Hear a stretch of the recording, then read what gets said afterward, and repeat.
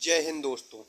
मैं अभिषेक स्वागत करता हूं आपका अभिषेक एकेडमी के यूट्यूब प्लेटफॉर्म पर। और दोस्तों, आज हम रिवाइज करने वाले हैं सविनय अवज्ञा गांधी इरविन समझौता एवं गोलमेज सम्मेलन के बारे में, क्योंकि ये हमारा आखिरी रिवीजन होगा और इसके बाद हमें पेपर देना है। तो चलिए क्लास की शुरुआत करते हैं। और आज की क्लास आपको बहुत इम्पोर्टेंट होने वाली है। वीडियो अच्छी लगी तो क्लास को लाइक और अगर चैनल पर नए हैं तो चैनल को सब्सक्राइब जरूर कर लें। इनमें से किसने अप्रैल 1930 में वेदारण्यम सत्याग्रह का आयोजन किया? इसका सही जवाब जाता है ऑप्शन बी, सीराज गोपालाचारी ने। सविनय अवज्ञा आंदोलन के दौरान अप्रैल 1930 में सीराज गोपालाचारी ने प्रसिद्ध वेदिराण्यम सत्याग्रह का आयोजन तमिलनाडु के तंजावुर जिले के तिरुचिरापल्ली से वेदारण्यम तक मार्ग चयन किया था। सविनय अवज्ञा आंदोलन प्रारंभ करने का निर्णय लिया गया था।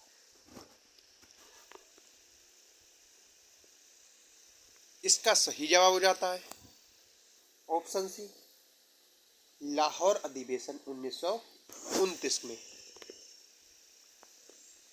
कांग्रेस के लाहौर अधिवेशन 1929 में सविनय अवज्ञा आंदोलन प्रारंभ करने का निर्णय लिया और जिसमें कांग्रेस कार्यकारिणी समिति के कहने पर गांधी जी के द्वारा 6 अप्रैल 1930 को दांडी यात्रा पूरी होने पर सविनय अवज्ञा का सूत्रपात किया। प्रसिद्ध गांधी इरविन समझौता किस वर्ष पारित हुआ था? इसका सही जवाब होता है ऑप्शन सी, 1931 एडी। कांग्रेस कार्यकारिणी समिति ने गांधी जी को वायसराय इरविन से चर्चा करने के लिए अधिरथ किया और इसके परिणाम स्वरूप 5 मार्च 1931 को एक समझौता हुआ और जिसे गांधी इरविन समझौता कहा जाता है। और कांग्रेस की ओर से गांधी जी ने आश्वासन दिया कि सविनय अवज्ञा आंदोलन स्थगित कर दिया जाएगा और कांग्रेस द्वितीय गोलमेज सम्मेलन में इस शर्त पर भाग लेगी कि संवैधानिक मुद्दों पर भारतीयों के हितों को संरक्षण एवं सुरक्षा प्रदान किया जाए। तीनों गोलमेज सम्मेलनों में किसने भाग लिया? इसका सही जवाब जाता है ऑप्शन सी, भीमराव अंबेडकर ने। तीनों गोलमेज सम्मेलनों में डॉक्टर बी.आर. अंबेडकर ने भाग लिया था और साइमन कमीशन द्वारा 1930 में प्रस्तुत रिपोर्ट पर विचार करने के लिए लंदन में गोलमेज सम्मेलनों का आयोजन किया गया था। 1930 से 32 के मध्य 3 गोलमेज सम्मेलनों का आयोजन किया गया और भारतीय राष्ट्रीय कांग्रेस ने केवल दूसरे गोलमेज सम्मेलन में हिस्सा लिया था और जिसका नेतृत्व महात्मा गांधी ने किया था।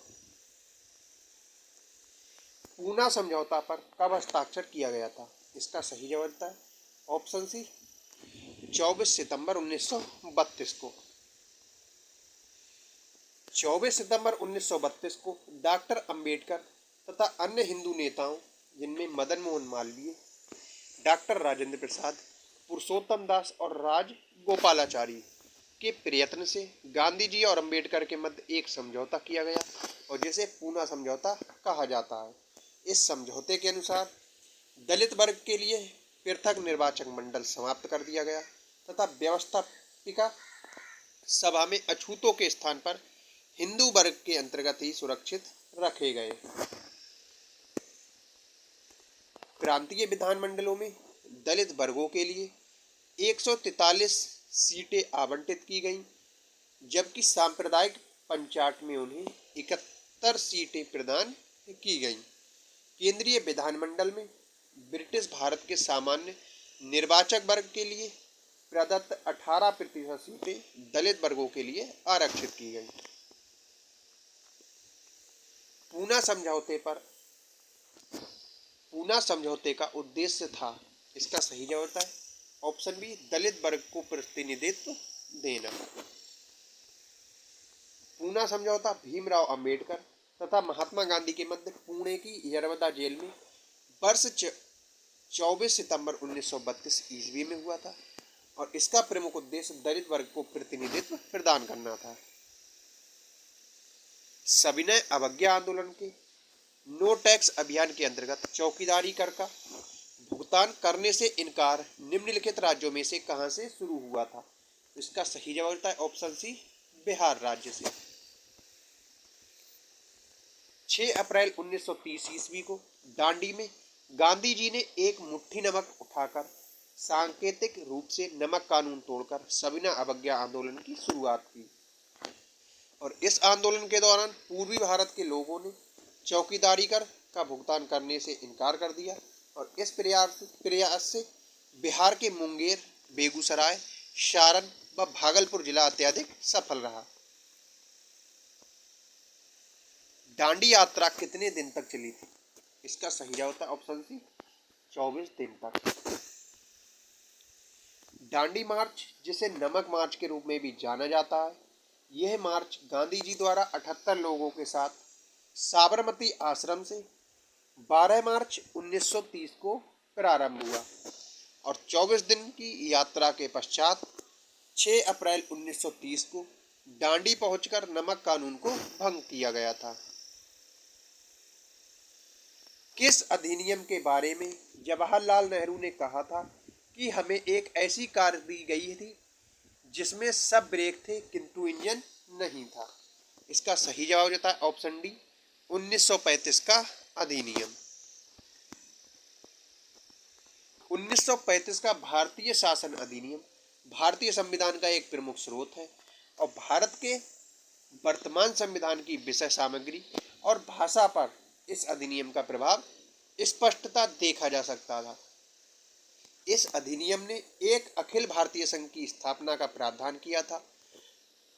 केंद्र में द्वैध शासन की व्यवस्था के साथ एक ही संघीय न्यायालय की स्थापना, एक केंद्रीय बैंक की स्थापना आदि का प्रावधान किया था और इस अधिनियम के बारे में जवाहरलाल नेहरू ने कहा था कि हमें एक ऐसी कार दी गई थी जिसमें ब्रेक तो था किंतु इंजन नहीं था। भारतीय राष्ट्रीय कांग्रेस द्वारा किस दिन को पूर्ण स्वराज दिवस घोषित किया गया था? इसका सही जवाब हो जाता है ऑप्शन ए, 26 जनवरी 1930 को। 31 दिसंबर 1929 की अर्धरात्रि के समय रावी नदी के तट पर भारतीय स्वतंत्रता का प्रतीक तिरंगा झंडा फहराया गया था और इसी दिन 26 जनवरी 1930 को राष्ट्र के प्रथम स्वतंत्रता दिवस के रूप में मनाने का निश्चय किया गया था तथा 26 जनवरी को पूर्ण स्वराज दिवस के रूप में घोषित किया गया था। 1934 ईस्वी में कांग्रेस सोशलिस्ट पार्टी की स्थापना की गई थी। इसका सही जवाब होता है ऑप्शन सी, जयप्रकाश नारायण और आचार्य नरेंद्र देव के द्वारा। कांग्रेस समाजवादी दल का एक राजनीतिक दल था और जिसकी स्थापना 1934 में हुई थी।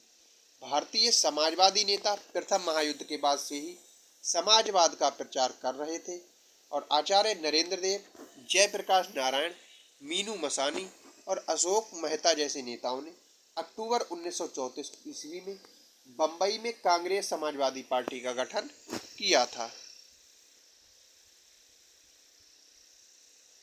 कांग्रेस सोशलिस्ट पार्टी की पहली बैठक पटना में हुई। इसका वर्ष था, इसका सही जवाब आता है ऑप्शन बी, 1934 में। कांग्रेस सोशलिस्ट पार्टी की स्थापना 1934 ईस्वी में जयप्रकाश नारायण, अशोक मेहता, आचार्य नरेंद्र देव एवं मीनू मसानी ने मिलकर की थी और इसकी प्रथम बैठक 1934 में ही पटना में हुई थी। निम्नलिखित में से कौन सा एक सही सुमेलित नहीं है? इसका सही जवाब हो जाता है ऑप्शन ई, इनमें से कोई नहीं। चौरा चौरी कांड 1920 की जगह 1922 में हुआ था। गांधी की दांडी यात्रा 1930, ये सही है। गांधी इरविन समझौता 1931, ये सही है। और पूना पैक्ट ये गलत है क्योंकि ये 1932 में हुआ था। तो हमारे ए और डी गलत है, इसीलिए सही जवाब हो जाता है ऑप्शन ई, उपर्युक्त में से कोई नहीं या उपर्युक्त में से एक से अधिक। 4 फरवरी 1922 ईस्वी को संयुक्त प्रांत के गोरखपुर जिले में चौरा चौरी नामक स्थान पर किसानों के एक जुलूस पर गोली चलाए जाने के कारण उग्र भीड़ ने थाने में आग लगा दी और जिससे थानेदार सहित 23 सिपाहियों की मृत्यु हो गई थी। गांधी जी की दांडी मार्च 12 मार्च 1930 से 6 अप्रैल 1930 तक चली थी। गांधी इरविन समझौता को दिल्ली पैक्ट के नाम से जाना जाता है और यह समझौता 5 मार्च 1931 को दिल्ली में हुआ था। और पूना पैक्ट, ये समझौता गांधी जी और अम्बेडकर के मध्य 24 सितंबर 1932 ईस्वी को हुआ था। गांधी जी ने सविनय अवज्ञा आंदोलन का आह्वान किया था। इसका सही जवाब रहता है ऑप्शन ए 1930 में। प्रथम गोलमेज परिषद के समय इंग्लैंड के प्रधानमंत्री कौन थे? इसका सही जवाब रहता है ऑप्शन बी रैमजे मैकडोनाल्ड। सविनय अवज्ञा आंदोलन की असफलता के बाद गांधी जी ने महत्व दिया। इसका सही जवाब रहता है ऑप्शन ए रचनात्मक कार्यक्रमों पर। महात्मा गांधी दिसंबर 1931 में खाली हाथ कहां से भारत लौटे थे? इसका सही जवाब रहता है ऑप्शन ए लंदन से। द्वितीय गोलमेज सम्मेलन की असफलता के बाद जब गांधी जी लंदन से दिसंबर 1931 में भारत वापस आए थे तो उन्होंने भारतीयों को संबोधित करते हुए कहा था कि मैं खाली हाथ लौटा हूं, परंतु अपने देश की इज्जत को मैंने बट्टा नहीं लगने दिया। निम्नलिखित में से किस भारतीय नेता ने लंदन में प्रथम गोलमेज कॉन्फ्रेंस में भाग लिया था? इसका सही जवाब था ऑप्शन ए मौलाना मोहम्मद अली ने। लंदन में द्वितीय गोलमेज सम्मेलन की असफलता इनकी छत्रछाया में हुआ।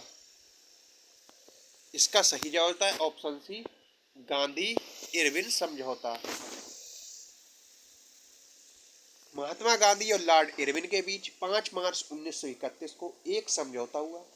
इरविन ने महात्मा गांधी को कुछ आश्वासन दिया, जैसे सभी राजनीतिक बंदियों को तत्काल रिहा कर दिया जाएगा, आंदोलन के बाद जब्त संपत्ति उनके स्वामियों को वापस कर दिया जाएगा और कांग्रेस ने दूसरे गोलमेज सम्मेलन में भाग लेने की स्वीकृति दे दी।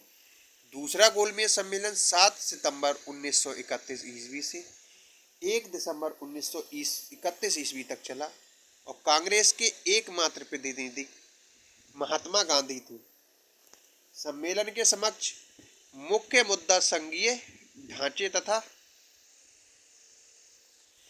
अल्पसंख्यकों के हितों की रक्षा करना था और सम्मेलन में सर्वाधिक विवाद अल्पसंख्यकों के हित में प्रश्न पर हुआ। सन 1930 में कांग्रेस का सविनय अवज्ञा आंदोलन इतना सफल हुआ कि निम्नलिखित शहरों में से एक में अंग्रेजी राज के चिन्ह कई महीनों तक गायब से हो गए थे। इसका सही जवाब हो जाता है ऑप्शन सी बढ़ई में।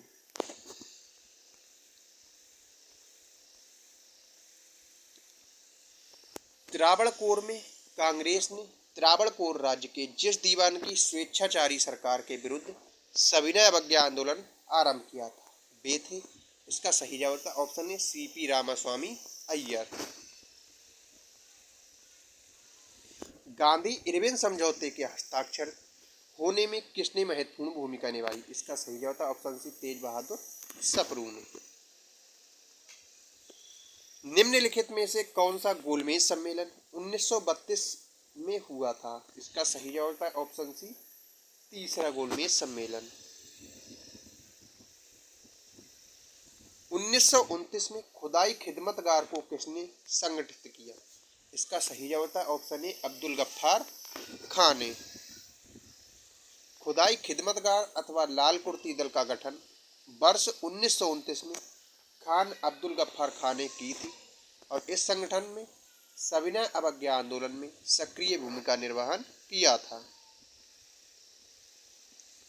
सीमांत गांधी के नाम से कौन जाने जाते हैं? इसका सही जवाब होता है ऑप्शन डी, अब्दुल गफ्फार खान। खान अब्दुल गफ्फार खान, जिन्हें बच्चा खान के नाम से भी जाना जाता है, वह एक पश्तून स्वतंत्रता कार्यकर्ता थे।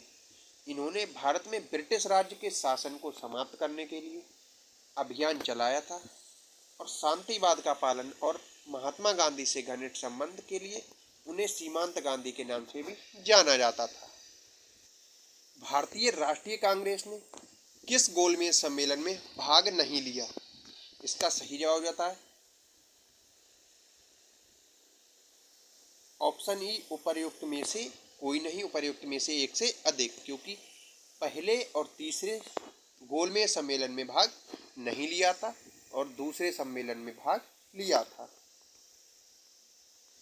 महात्मा गांधी ने अपने पत्र यंग इंडिया के माध्यम से वायसराय लॉर्ड इरविन व ब्रिटिश प्रधानमंत्री रैमजे मैकडोनाल्ड के सम्मुख 31 जनवरी 1930 ईस्वी को 11 सूत्री मांगे रखी और वायसराय इरविन द्वारा ये मांगे न स्वीकार करने पर गांधी जी ने दांडी यात्रा कर सविनय अवज्ञा आंदोलन की शुरुआत की और इसी समय साइमन कमीशन रिपोर्ट प्रस्तुत किए जाने से 3 गोलमेज सम्मेलनों का आयोजन किया गया, जिसमें प्रथम गोलमेज सम्मेलन 1930 में,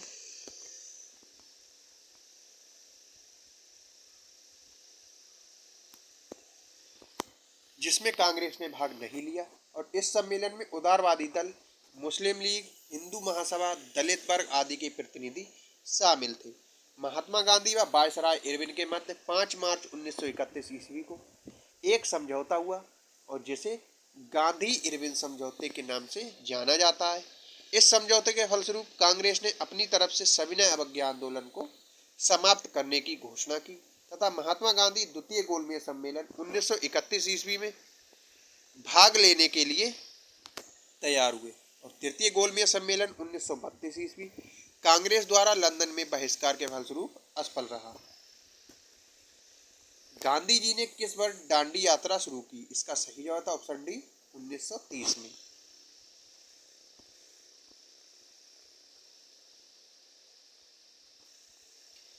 भागलपुर में नमक सत्याग्रह का नेतृत्व किसने किया था? इसका सही जवाब हो जाता है ऑप्शन बी, महादेवलाल सराफ ने। 1930 में महात्मा गांधी ने सविनय अवज्ञा आंदोलन कहां से प्रारंभ किया? इसका सही जवाब होता है ऑप्शन बी, दांडी से। सविनय अवज्ञा आंदोलन किसने प्रारंभ किया था? महात्मा गांधी ने। साइमन कमीशन को किसकी अध्यक्षता में नियुक्त किया गया था?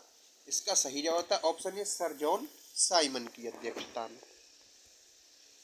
साइमन कमीशन की नियुक्ति सर जॉन साइमन की अध्यक्षता में 8 नवंबर 1927 को भारत में संवैधानिक सुधारों के अध्ययन के लिए किया गया था और इस आयोग के 7 सदस्य क्रमशः sir John Simon, Clement Attlee, Harry Levy Lawson, Edward Cadogan, Vernon Hartshorn, George Lane Fox तथा डोनाल्ड हावर्ड थे। भारतीयों ने साइमन कमीशन का बहिष्कार क्यों किया? इसका सही जवाब था ऑप्शन सी, क्योंकि इसके सभी सदस्य अंग्रेज थे और इसमें भारतीयों को प्रतिनिधित्व नहीं दिया गया था। साइमन कमीशन पहली बार भारत आया था। इसका सही जवाब था ऑप्शन बी, 1928 में। द्वितीय गोलमेज सम्मेलन किस पृष्ठ पर असफल रहा? इसका सही जवाब था ऑप्शन ए, सांप्रदायिक प्रतिनिधित्व। बेगूसराय में चौकीदारी कर के विरुद्ध आंदोलन एक हिस्सा था। इसका सही जवाब था ऑप्शन बी, सविनय अवज्ञा आंदोलन का।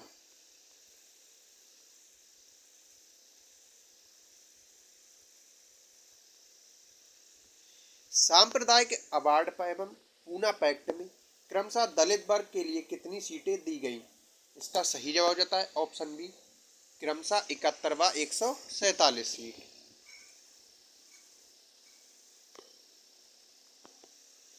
अगस्त 1932 के रैमजे मैकडोनाल्ड के सांप्रदायिक पंचार्ड के द्वारा पहली बार एक पृथक निर्वाचक समूह बनाया गया। इसका सही जवाब होता है ऑप्शन डी, अछूतों के लिए। नुआखली काल में महात्मा गांधी के सचिव कौन थे? इसका सही जवाब होता है option C, Pyarelal. Communal award किसके द्वारा प्रस्तुत किया गया? इसका सही जवाब होता है ऑप्शन सी, लॉर्ड मैकडोनाल्ड के द्वारा। तो आई होप आज की क्लास आपको अच्छी लगी होगी और कल की क्लास में हम रिवाइज करेंगे भारत छोड़ो आंदोलन तथा स्वतंत्रता का विभाजन की।